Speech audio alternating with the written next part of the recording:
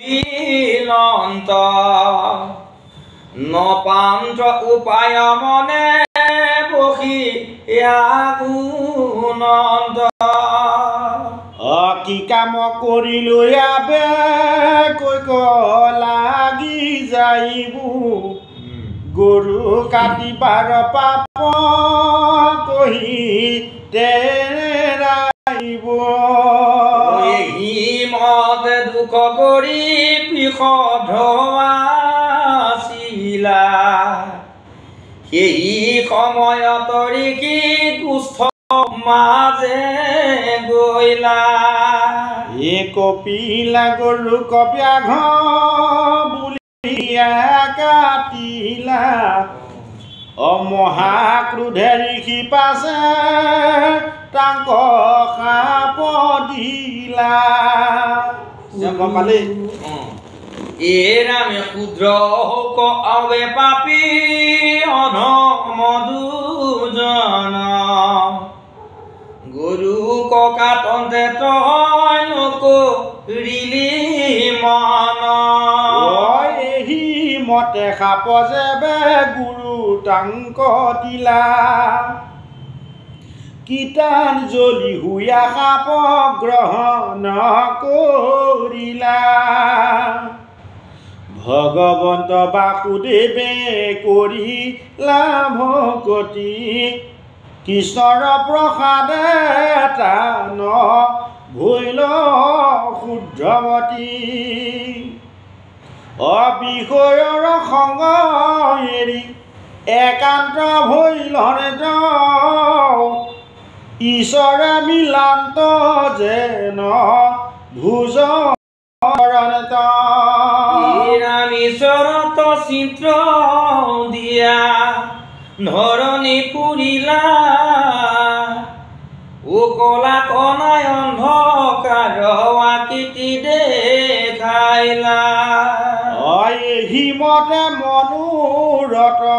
নয় ভ্ৰমিলা এই দাবাগ্নি উঠিয়া তাক আগ্নিটো মানে একদম পুৰা জুৰি অগ্নিতে উঠা সূৰ্য পোহৰ যিটো অগ্নিৰ নিচিনা ৰঙা নিচিনা আহে যে সূৰ্য ওলাই আহে মথা নিচিনাকে পোহৰ ৰামে সেই অগনিৰে দহিলা শৰীৰক পাপ নষ্ট ভৈল তেন্তে পালন্ত ব্ৰহ্মক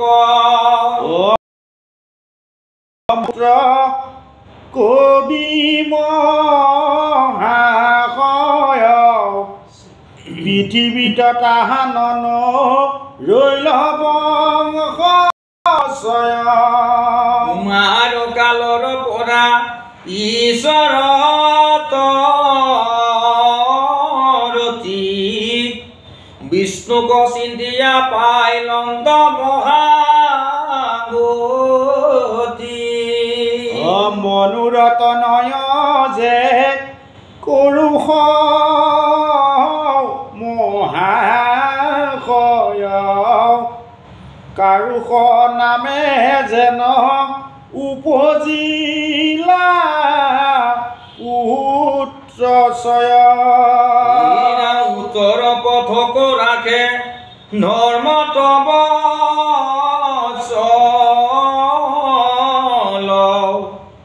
ধৃষ্টৰ বংশক কহো শুনা মহাবল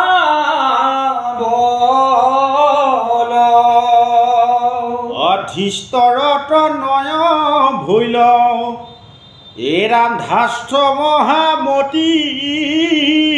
কৃষ্ণ ভূমিতে ব্ৰহ্মক চিন্তি পাইলা তেনে গতি